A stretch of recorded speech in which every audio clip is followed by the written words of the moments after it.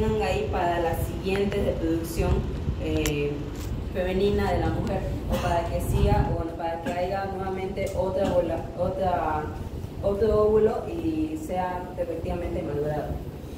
Y bueno, eso va a ser también en la respectiva división, va a ser en lo que es la metafase, y bueno, va a dar lo que es el óvulo ya madurado o también ovocito, y bueno, su respectiva para la respectiva fecundación o fertilización también del óvulo.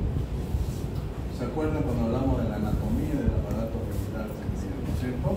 Cuando hablamos de los ovarios, ¿no? Y hablamos que los ovarios tienen una función, tres funciones importantes, ¿no es cierto? Una función generativa, una función vegetativa y una función somática. Aquí entra el funcionamiento de la función generativa. ¿Ya? ¿Por qué? Porque esta función generativa es lo que explicó su compañero, que va a ayudar a la maduración de los folículos primordiales. ¿Ya? Toda mujer en la pubertad posee aproximadamente 400 folículos primordiales, que eso, gracias a la estimulación de las hormonas que tiene los ovarios, va a madurecer hasta de pasar de un folículo primordial a un folículo inmaduro, luego un folículo maduro, luego un folículo de Degraf, y ese folículo de Degraf se rompe gracias a la acción hormonal que tienen las trompas. Al romperse ese folículo ovular, va a dar óvulo, ¿ya? Que es muy importante el óvulo para la fecundación. ¿Ya? Sí.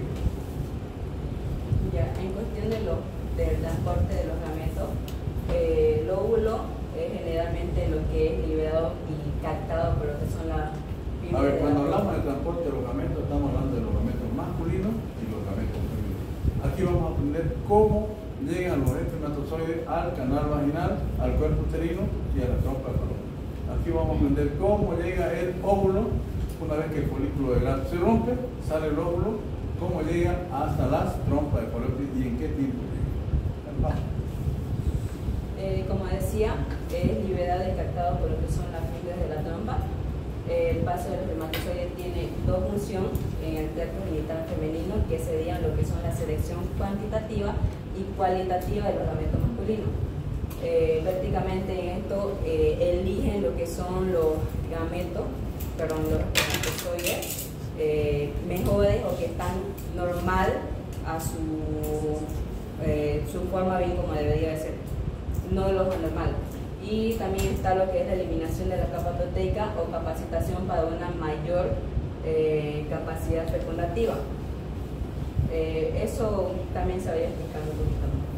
Y bueno, tenemos lo que son dos puntos importantes, lo que sería la migración por el moco cervical y lo que es el tránsito en la cavidad uterina y trompas.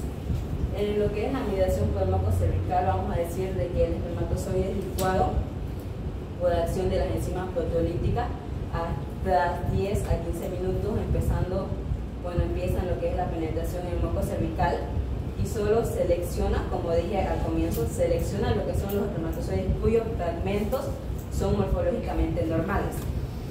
Y en lo que es el tránsito... Cuando existe una relación sexual, ¿cierto? Y existe una eyaculación, ¿cuántos ml más o menos eyacula el hombre? 3 a 5 ml, ¿cierto? ¿Cuántos millones de espermatozoides tenemos por ml?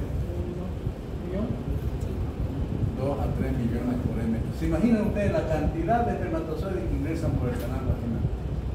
¿No es cierto? Llegan, este es el cuello uterino, y aquí se encuentra el moco cervical que habla su compañera. ¿Qué hacen estos espermatozoides? Se quedan aquí y hacen un alto. Tal como dice, hay una capacitación. ¿Qué significa? Que solamente van a poder ingresar los espermatozoides, como digo su compañero, que estén capacitados, que estén sanos, en otras palabras, ¿cierto? Y tenemos un obstáculo. ¿Cuál es el obstáculo? El moco cervical.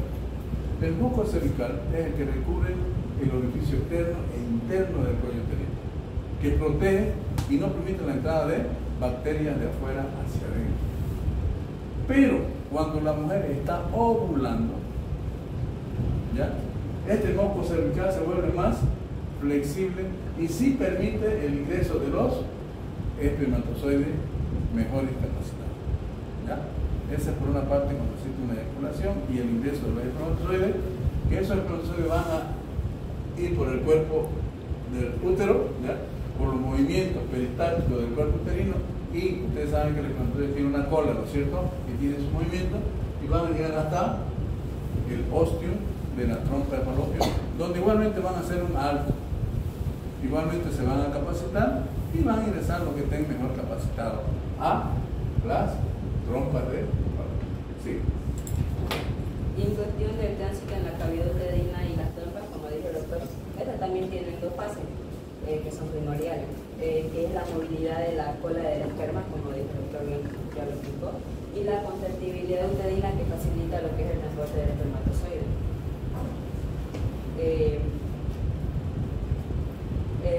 Cuestión de la fecundación o fertilización.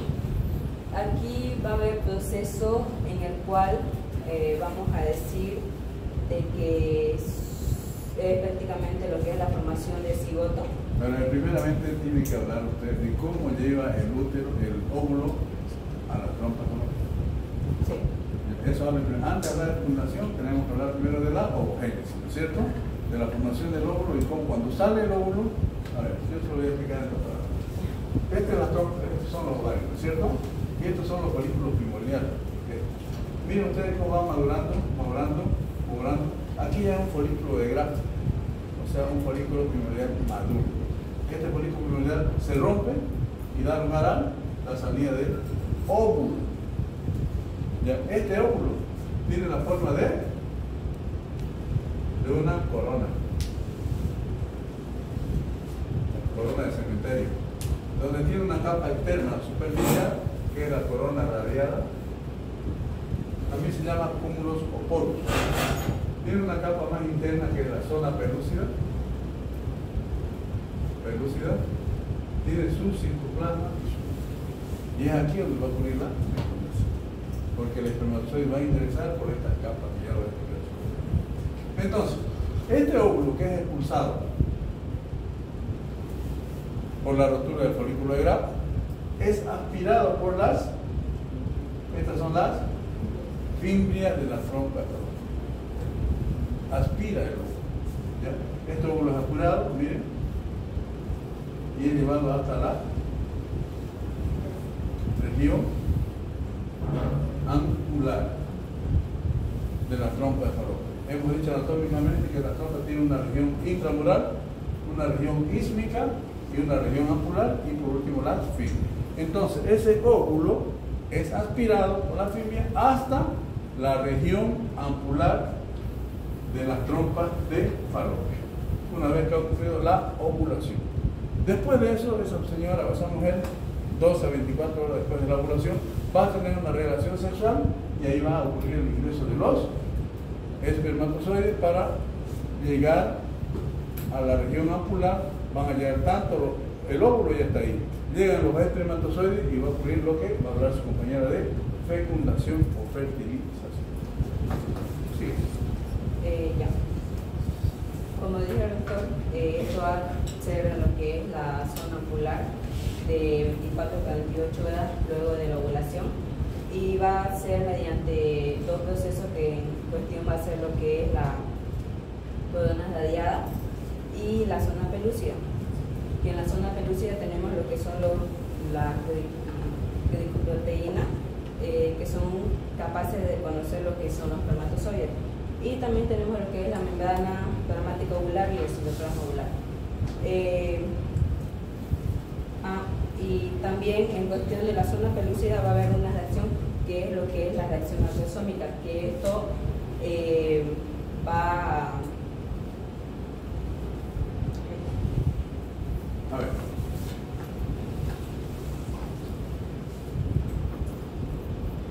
Este es el óvulo, ¿no es cierto?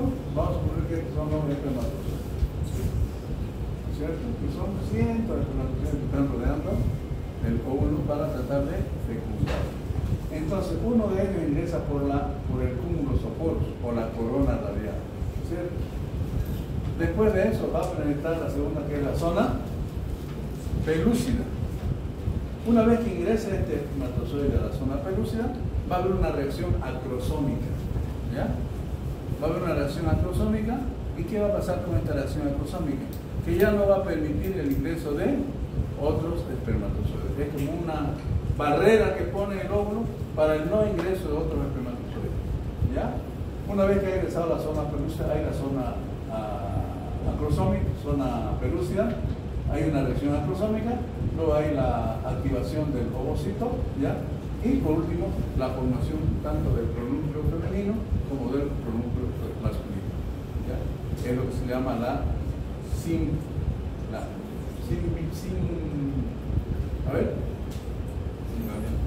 singamia o ¿tiene otro nombre? Exactamente, ¿ya? Eso ya a finalización de la fecundación. Por esa razón es que, ¿qué pasaría si ingresa otro espermatozoide más? Puede haber una fecundación múltiple, ¿cierto? Lo que se llaman los embarazos gemelares.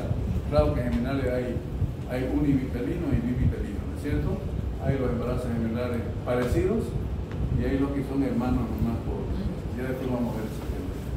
Ya, eso así ocurre la fecundación. Sí. Ya.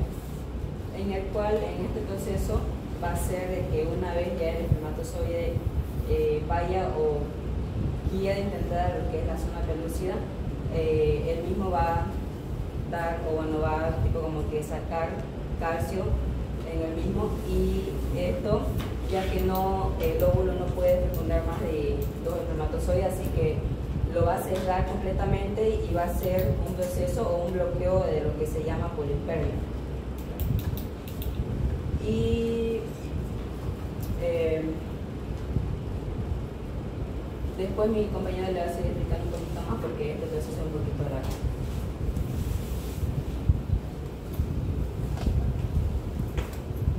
Bueno, siguiendo lo que es el proceso vamos a pasar a lo que es a la compactación.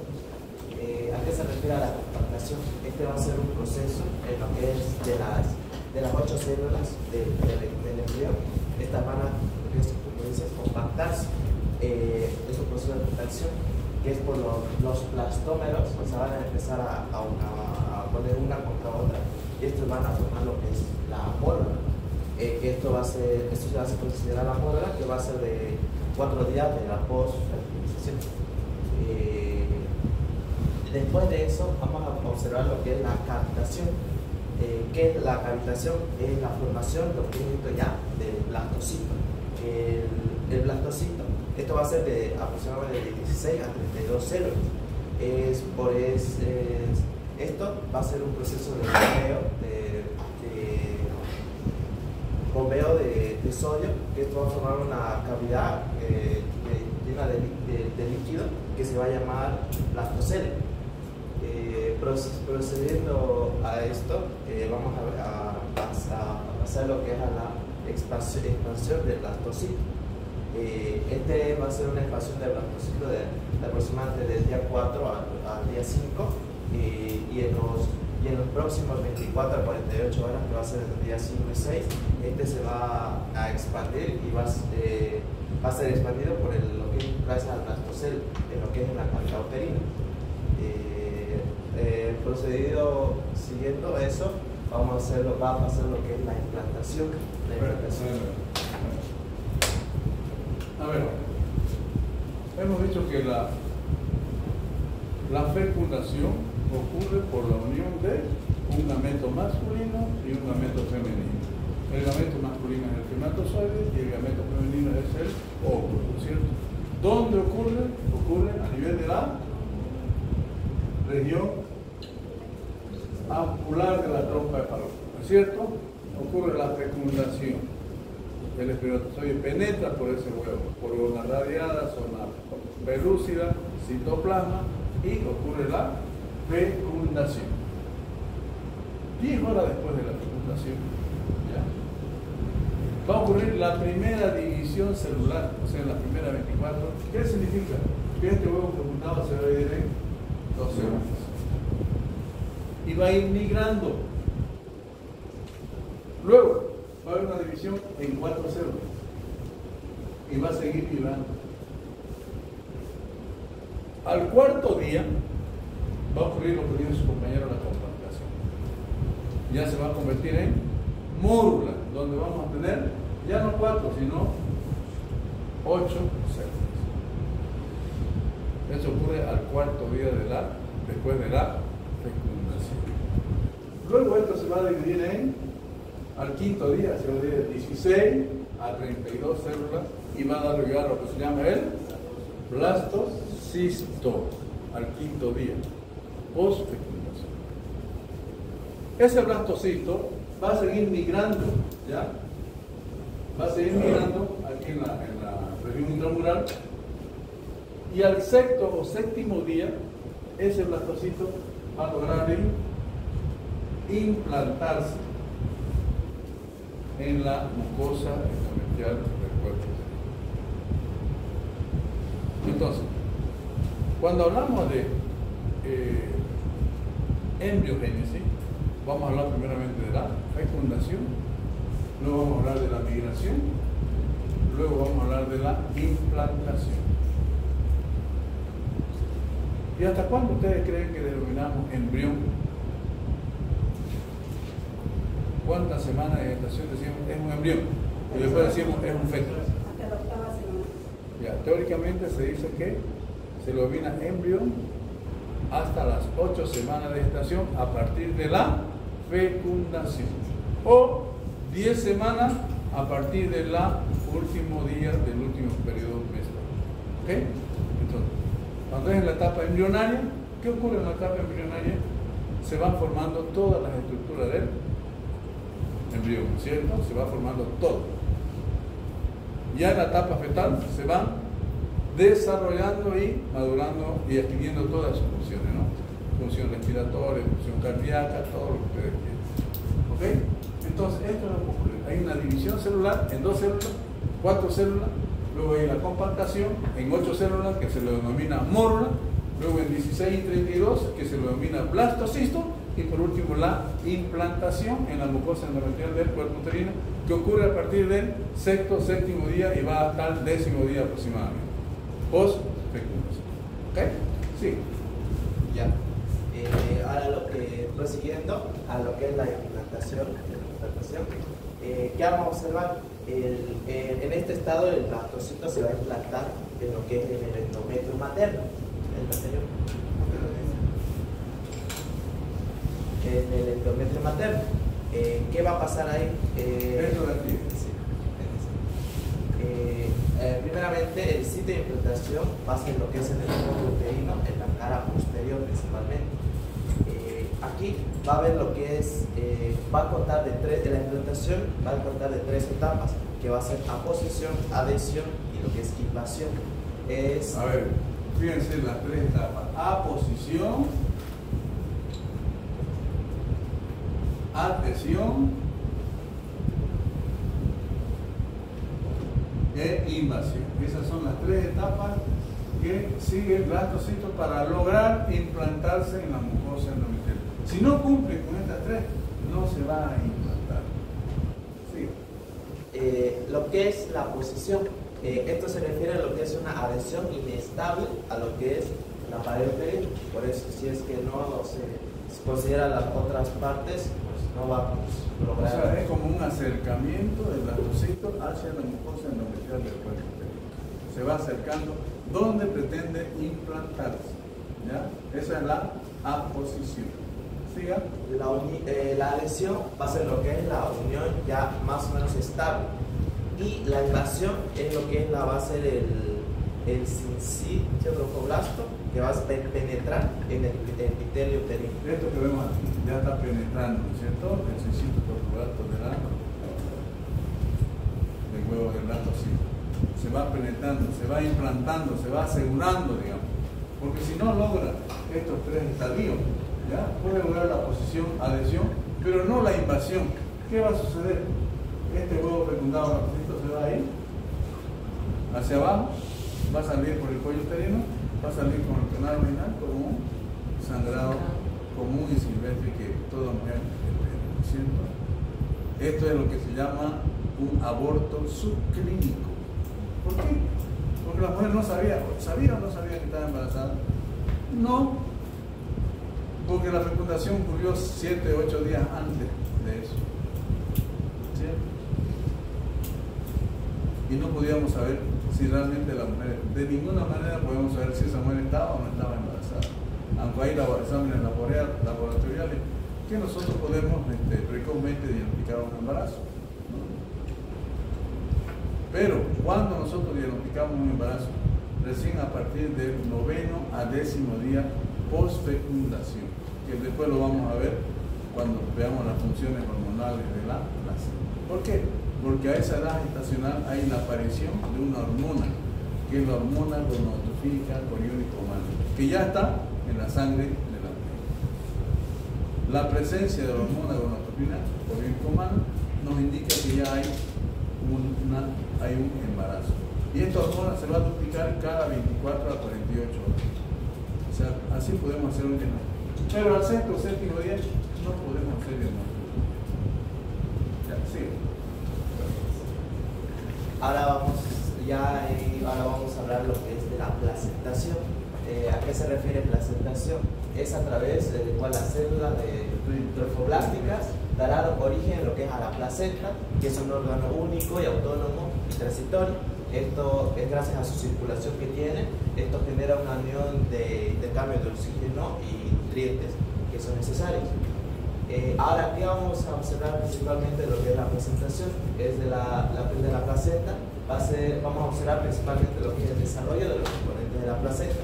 Tanto va a ser anatomía y la circulación. Anatomía y la circulación.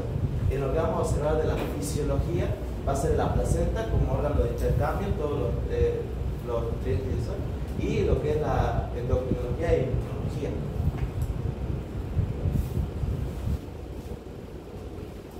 La placenta, esto se clasifica principalmente. Bueno, eso que van a hablar sus compañeros es una placenta ya normal, una placenta ya que está en una edad gestacional avanzada.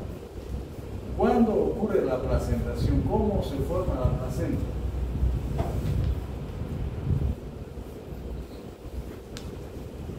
Ustedes están hablando de una placenta ya madura, la anatomía de la placenta. La placentación ocurre inmediatamente después de que ha ocurrido la implantación. ¿Ya? La placentación comienza a partir del día 6 de la fecundación hasta el día 13, que es lo que llamamos un periodo pre-vellositario. Y luego tenemos un periodo vellositario que va de la semana día 13 a 0.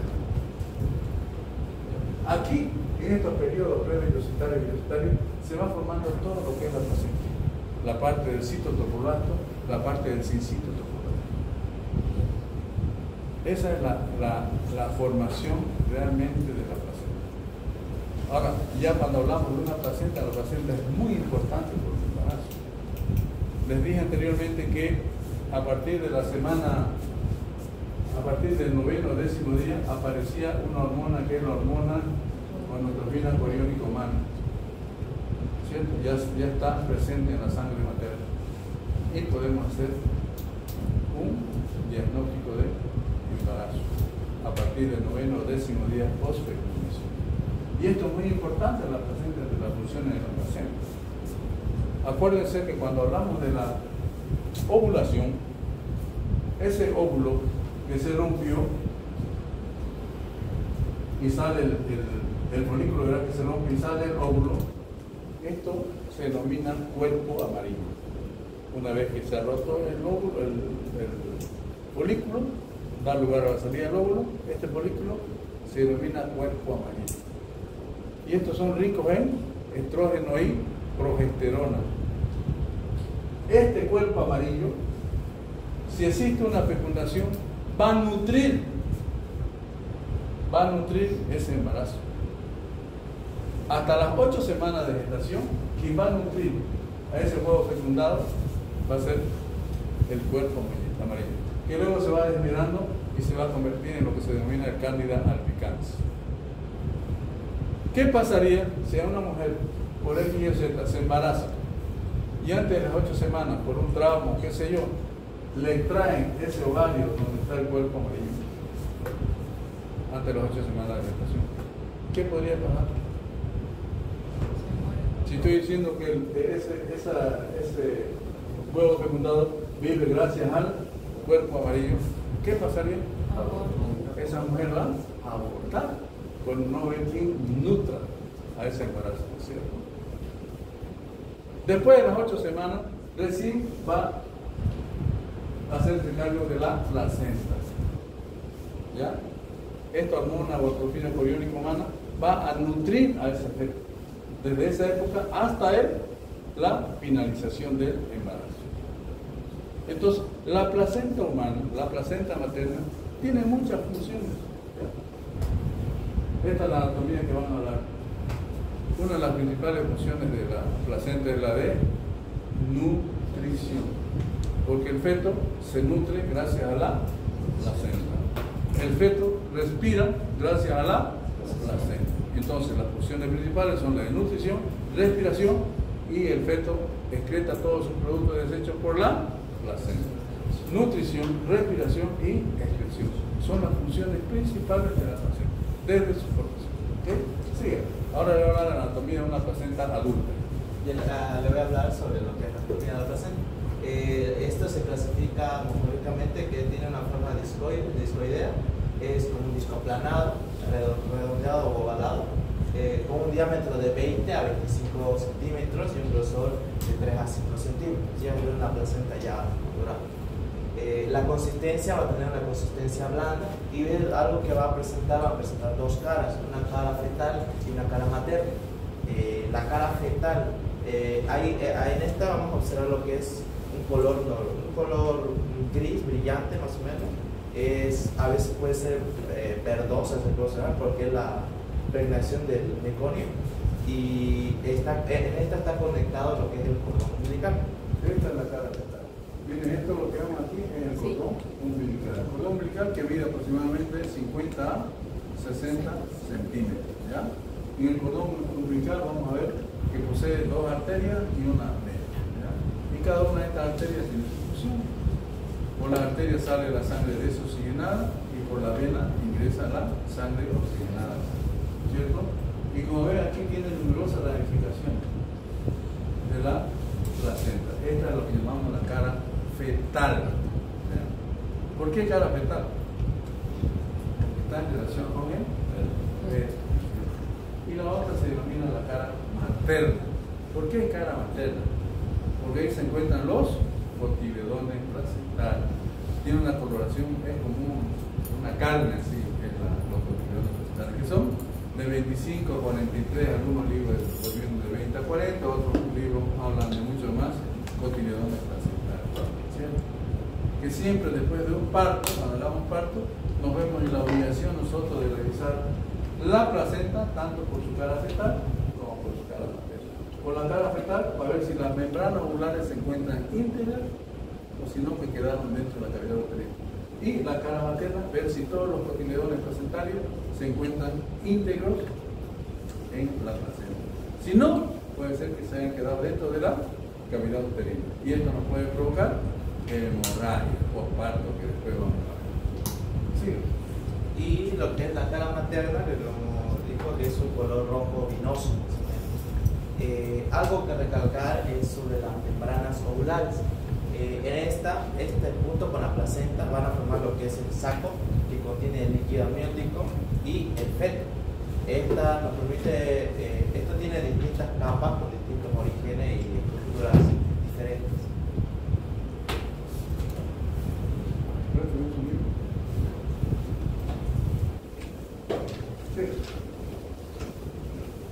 Ahora les voy a hablar acerca de la placenta como órgano de intercambio.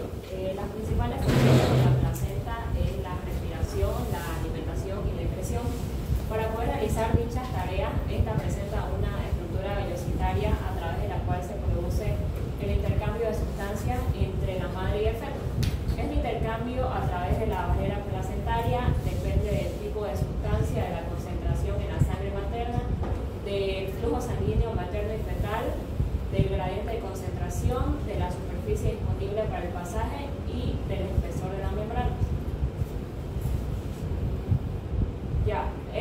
Estas vendrían a ser las sustancias que se intercambian entre la de la madre al feto y del feto a la madre. Principalmente de la madre al feto está el oxígeno, agua, electrolitos, los nutrientes como los carbohidratos, los lípidos, también las hormonas, anticuerpos, vitaminas, hierro, drogas, sustancias tóxicas, alcohol y algunos virus. Por eso es que las primeras semanas de gestación son importantes para el desarrollo del feto, porque en estos casos que la madre llega a consumir algunas sustancias tóxicas como droga, alcohol, son traspasadas al bebé y puede llegar a sufrir las consecuencias, malformaciones, enfermedades, o incluso puede contagiar, el bebé puede nacer con algunas enfermedades que es transmisible de la madre al bebé, como por ejemplo el VIH. Transmisión sexual. Sí, también. Y del feto a la madre, que es el dióxido de carbono, también agua, urea, creatinina, bilirrubina, hormonas, antígenos celulares, células fetales y el ADN fetal. Ahora, como ya lo dije, igual los solutos vendrían a ser el agua y iones, los gases respiratorios, que es el oxígeno, el dióxido de carbono, glucosa, aminoácidos, lípidos, calcio y la exocitosis y la endocitosis. Ahora, estas son una de las más importantes. Las hormonas placentarias son necesarias para el desarrollo y el mantenimiento del embarazo, para la adaptación del organismo materno a la gestación, también para el crecimiento y la salud del feto, la tolerancia inmunológica y el desarrollo de los mecanismos involucrados en el trabajo del parto. El principal tejido endocrino de la placenta es el sincitio trofoblasto. Ahora, las principales hormonas liberadas por la placenta, según su naturaleza, se dividen en dos, que son las hormonas proteicas y las hormonas esteroideas. Las hormonas proteicas, que está la hormona principal, que ya dijo un poco de eso el doctor, que es la hormona gonadotrofina coriónica humana, que es conocida como la hormona del embarazo. El mantenimiento del embarazo es la principal función de esta hormona.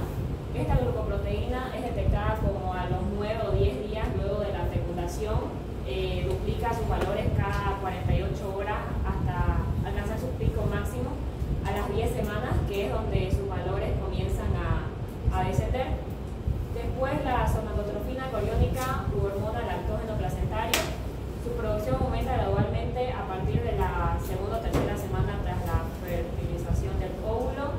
Y la hormona liberadora de corticotrofina CRH, que esta estimula la liberación de ACTH con una relación dosis dependiente.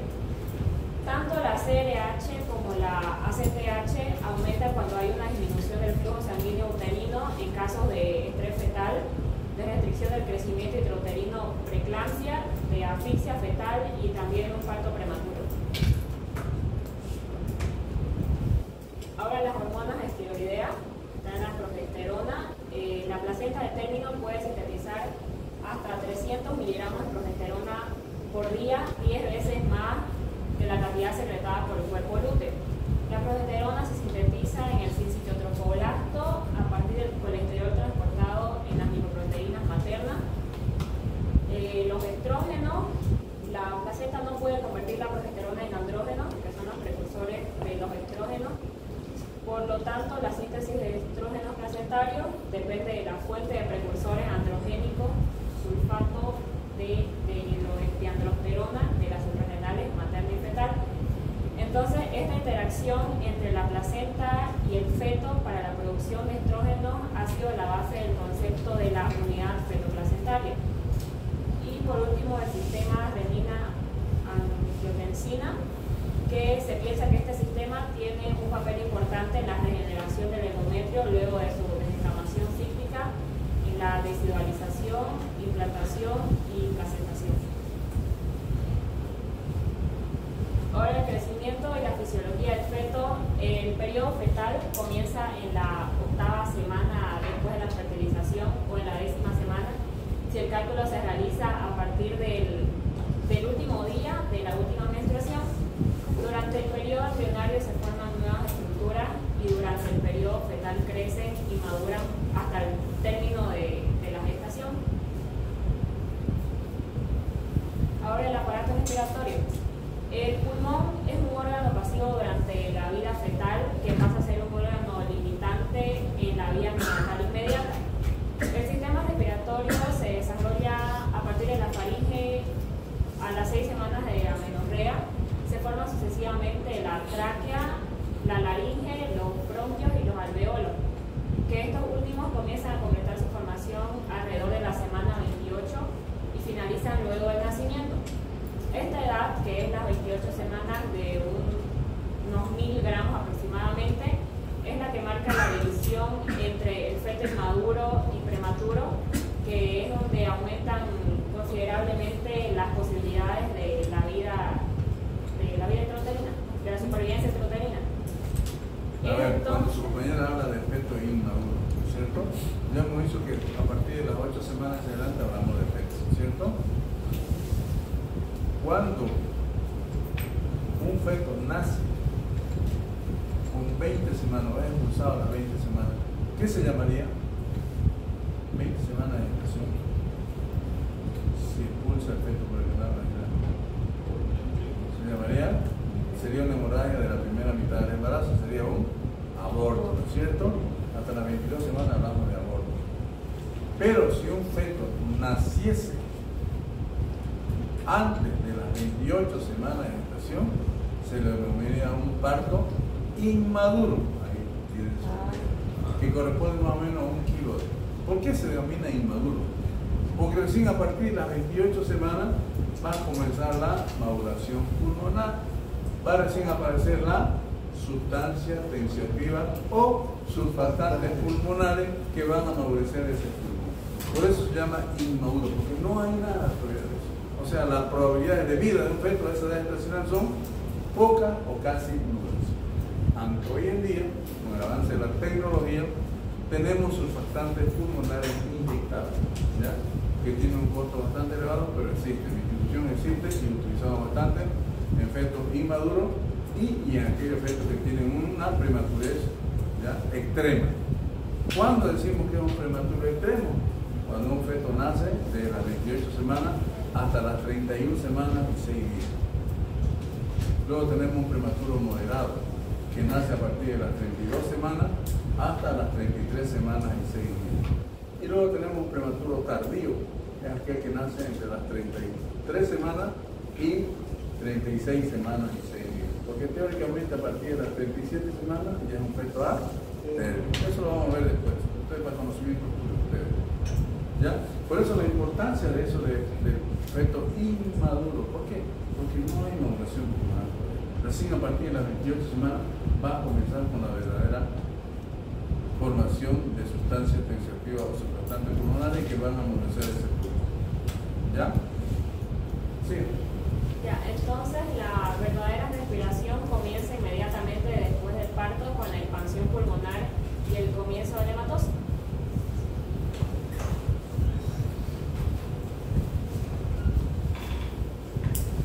Continuando. O sea, a ver, en el nacimiento ya el feto se va a valer por sí mismo, va a respirar por sí mismo.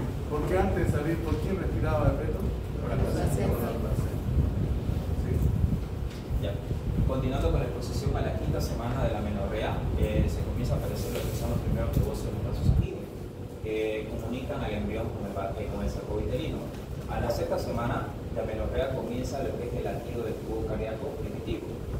A las 16 semanas se puede registrar lo que son las señales electrocardiográficas del feto, mientras que las ocultaciones a través de la pared abdominal se va a poder ver lo que es a partir de las 20 o 22 semanas, y ambos ruidos cardíacos se perciben con la misma intensidad. ¿Está bien? Ya. Ahora sí vamos a ver lo que es la circulación fetal en sí, estaba diciendo el doctor. La circulación fetal, como sabemos, sucede lo que es en la placenta, exactamente lo que son los espacios intervellosos. Como estábamos mencionando hace rato, en la parte fetal, el nuevo ser va a estar acompañado siempre de lo que es la placenta, junto con el cordón umbilical. Ahora, ¿cómo es lo que se va a lo que es la circulación fetal? Ya, vamos a enfocarnos aquí porque no se ve mucho. Ya, si dijimos que el intercambio gaseoso se va dentro de la placenta, podemos ver que el cordón umbilical, vamos a encontrar dos arterias y una vena umbilical. La vena umbilical va a ser la que va a llevar la sangre oxigenada, como vemos por acá, que va a subir hasta este entonces todavía lo que son, como dijimos, ¿no? En la circulación postnatal de recién es lo que va a empezar a funcionar lo que es el pulmón. En este momento no está funcionando ni siquiera el hígado ni el pulmón, entonces por ende va a pasar un 5% de sangre al hígado y el resto va a pasar por el ducto venoso, que me olvidaba decir. En esta circulación vamos a ver tres características muy importantes, que sería el ducto venoso, el ducto arterioso y el agujero oval. Ahora lo que estamos viendo es el ducto venoso, que ese va a permitir que pase la circulación, que no pase el hígado y pase a lo que es a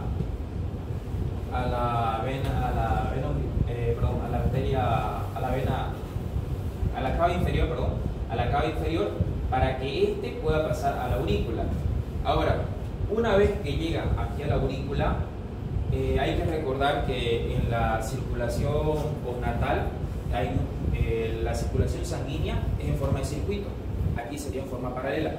¿Por qué? De aquí la sangre que llegó de la aurícula derecha va a pasar a lo que es a la aurícula izquierda por medio de la otra característica anatómica que decía, que es el agujero oval. Este agujero oval que se encuentra acá, este agujero oval va a tener una solapa, que esa solapa va a ceder para que pueda pasar la sangre a la aurícula izquierda. Ahora, ¿esto cómo se va a permitir que pueda pasar? Hay una presión que también lo va a generar lo que es la válvula de Eustaquio, que está por acá, ¿ya? Esa va a generar dos clases de corrientes. La primera, que va a mandar la sangre a la aurícula izquierda, de la derecha a la izquierda, ¿no? Y va a hacer que ceda la solapa, ceda. Y la solapa también sirve para que no pueda volverse de la aurícula izquierda a la derecha. Entonces cede, esa es la primera corriente. La segunda corriente, pero más débil, es la que va a venir aquí al ventrículo derecho. Ahora, si bien también tenemos lo que es la sangre que tiene que volver de los miembros superiores, ¿no? Que viene por aquí, por la vena cava superior. Esa va a volver, que viene de los miembros superiores, de la cabeza, entra, pero esta va a seguir la corriente secundaria, que baja al ventrículo derecho. Esta posteriormente va a viajar por la arteria pulmonar, y es aquí otra característica anatómica que vamos a ver, que sería lo que es el ductus arterioso.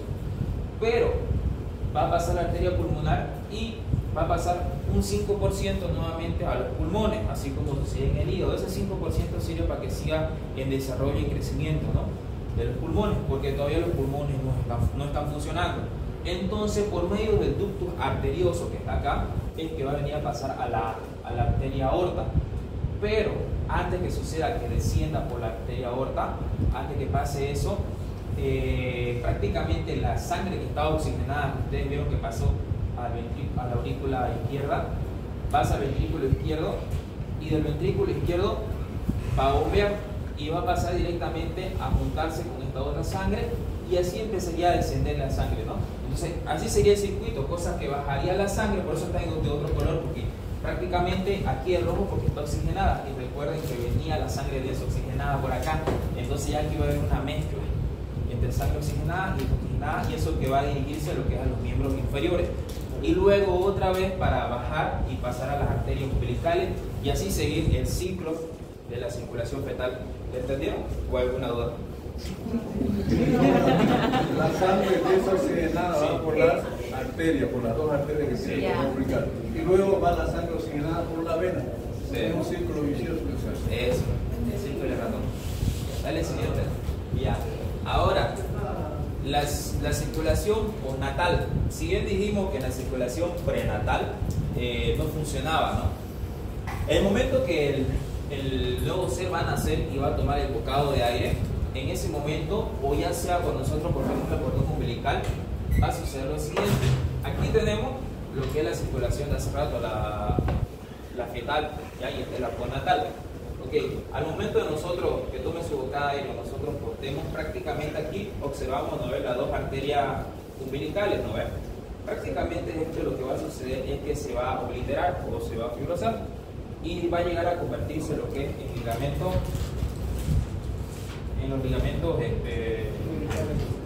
umbicales, correcto, los ligamentos umbicales.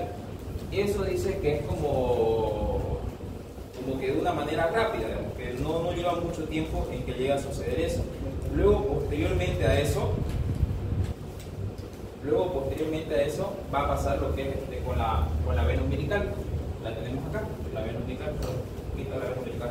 Lo mismo, prácticamente se va a obliterar y la vena umbilical se va a convertir en un ligamento redondo. Y así sucesivamente va a pasar con las siguientes características anatómicas.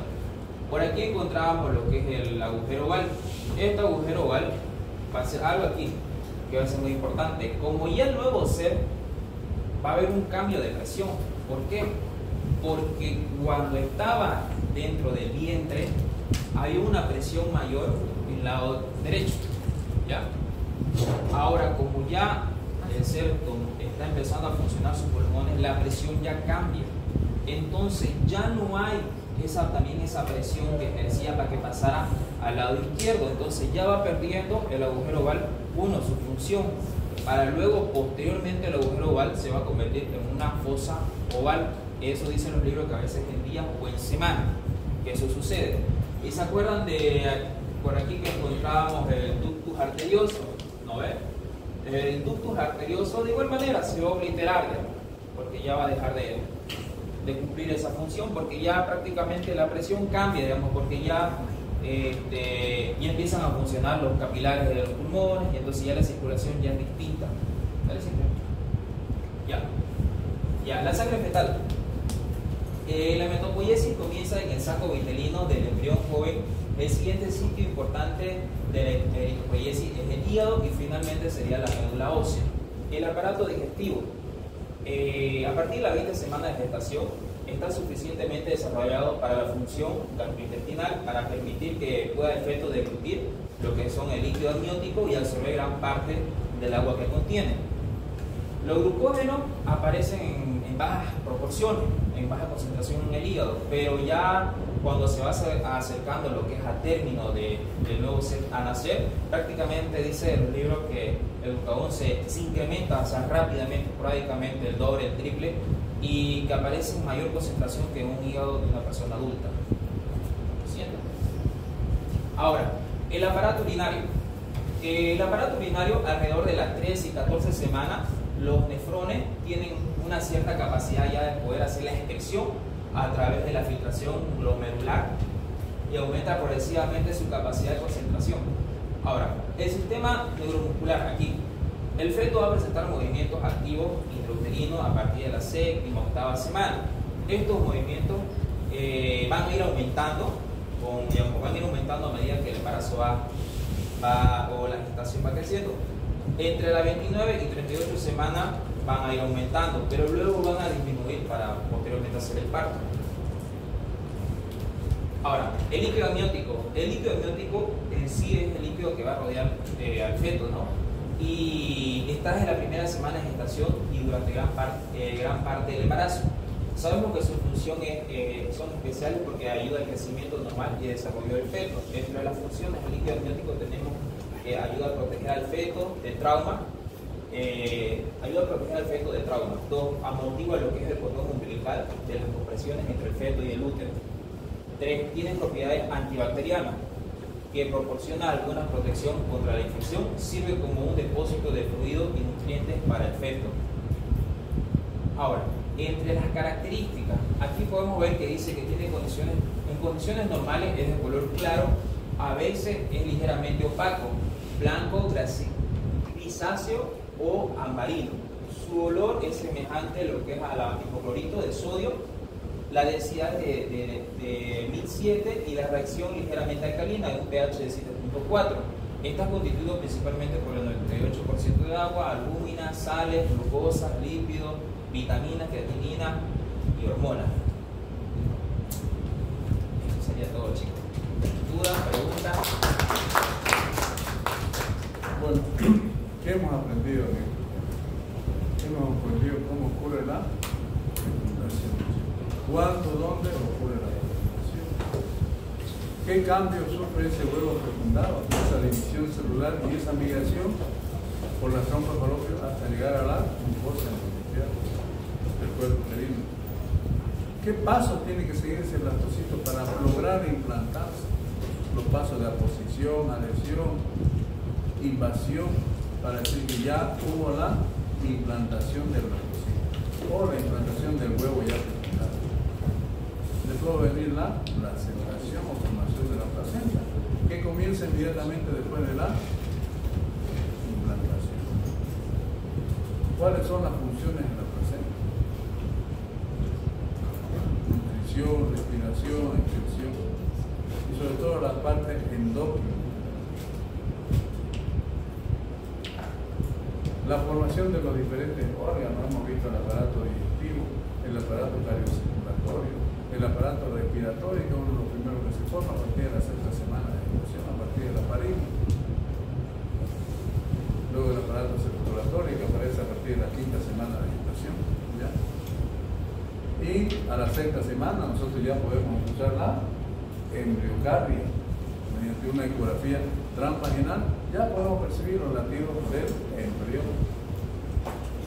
Y a la séptima semana por vía abdominal con ecógrafo. Podemos saber si ya existe. ¿Qué pasaría si hay un embarazo? A las 8 o 9 semanas no encontramos la embriocardia.